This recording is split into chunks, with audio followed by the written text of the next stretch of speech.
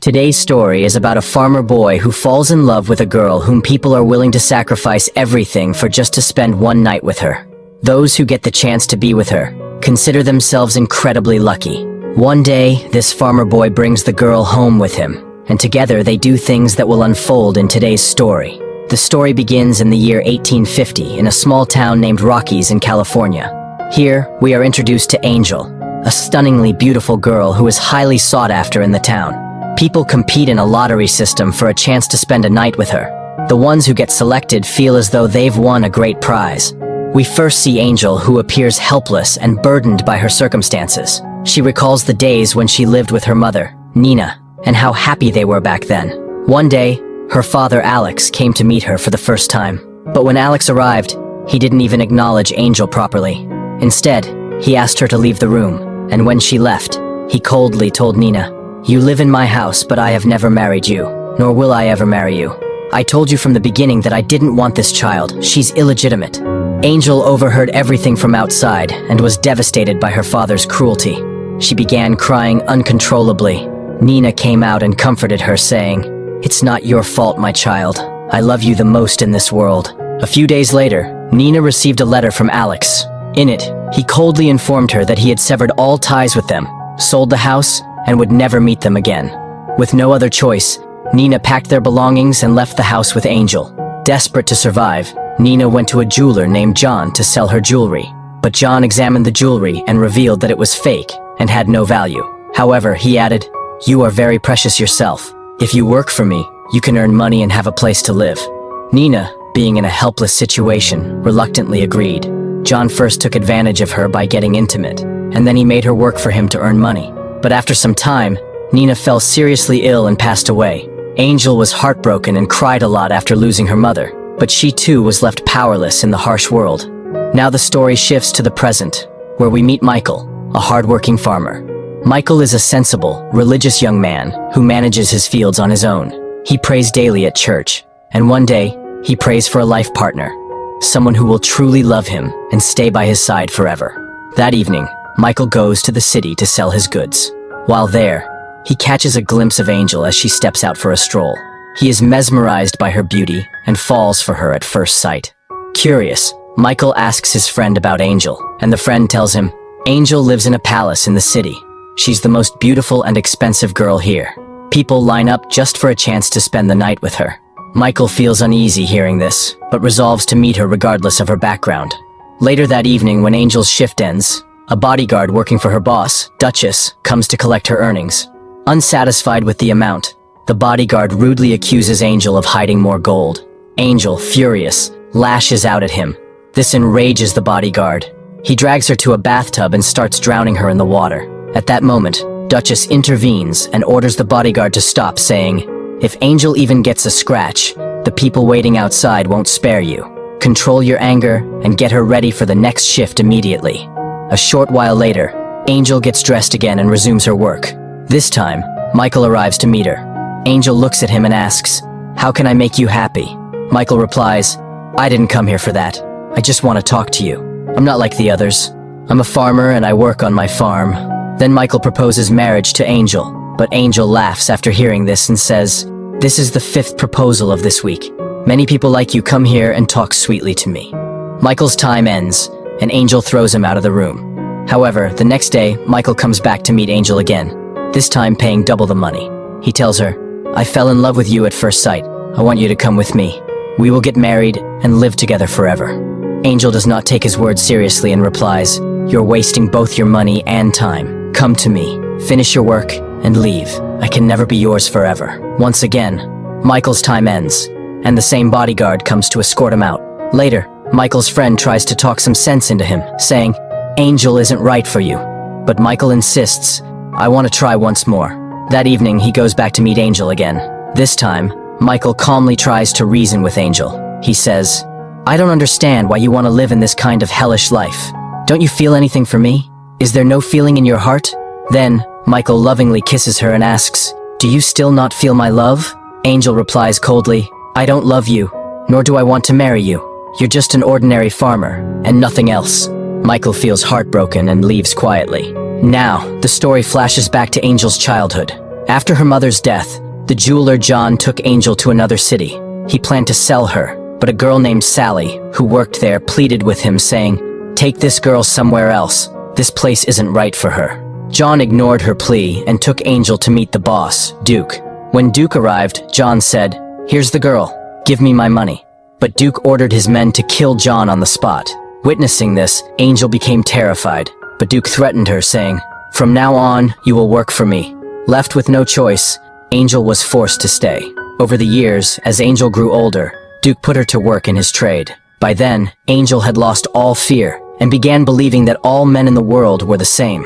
One day, Alex, her father, visited the place, unaware that Angel was his daughter. When he took her to his room, Angel revealed the truth to him. Realizing that his actions had destroyed his daughter's life, Alex blamed himself and committed suicide. Later, Sally gave Angel some money and helped her escape. But when Duke found out, he became enraged and killed Sally. Meanwhile, Angel boarded a ship to leave the city. While on the ship, she encountered a group of girls who initially seemed friendly.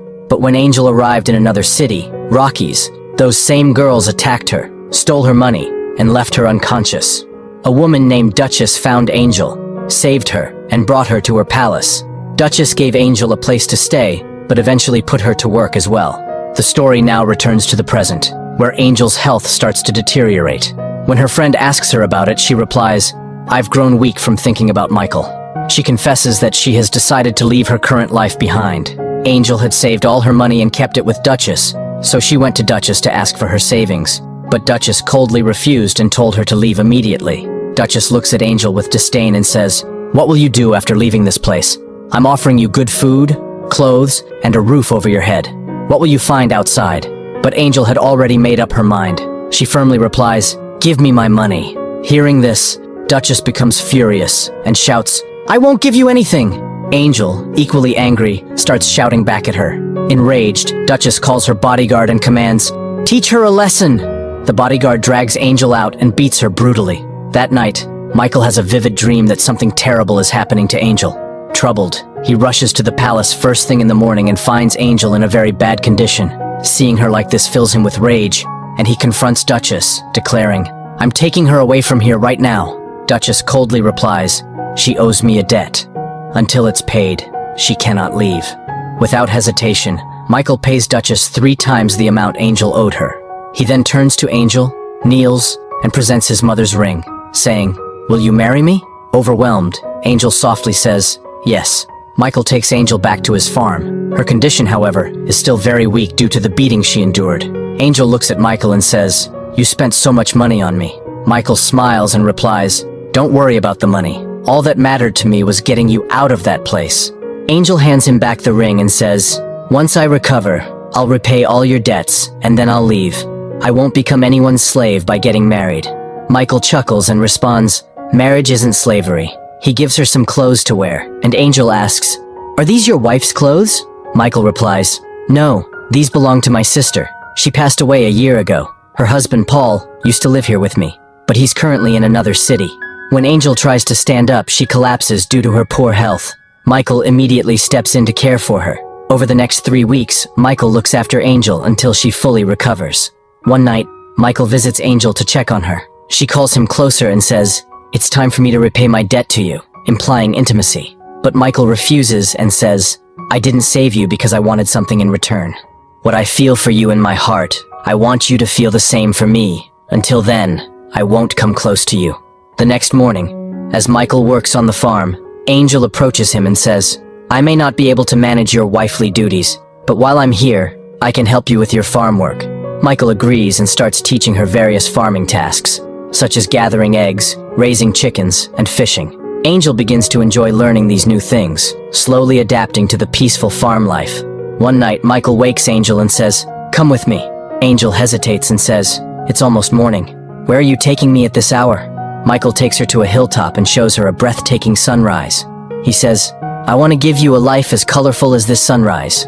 Angel, moved by his words, says, "If you knew even half the truth about my life, you'd hate me." Michael replies, "You didn't choose that life, but now you have the chance to choose the life you want." Angel looks at him and says, "I still don't understand why I'm here. You consider me your wife, but don't come close to me." Michael replies, I was waiting for you to feel the same way about me as I feel about you." Touched by his honesty, Angel kisses him, and the two return home. That night, Michael and Angel share their first intimate moment, deeply cherishing their time together. The next day, Michael's brother-in-law, Paul, returns to the farm after a long trip.